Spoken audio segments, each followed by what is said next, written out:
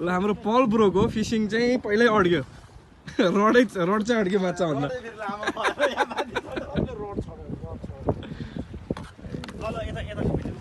ल यता हाम्रो माधव दाई is on the way for fishing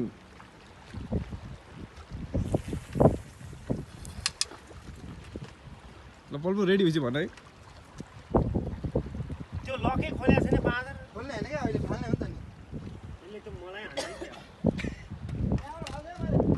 ल रेडी हो उतापट्टि लैजाऊ उतापट्टि कता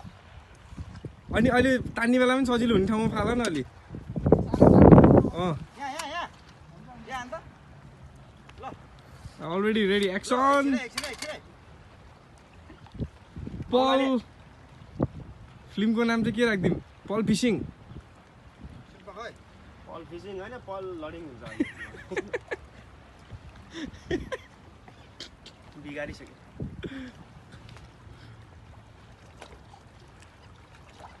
भयो माथि नै अड्केको थियो अलग झर्यो नि त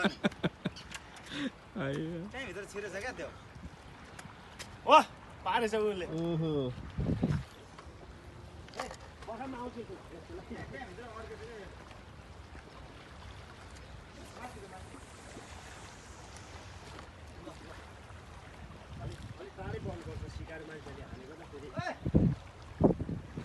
रेडी हो एक्सन रेडी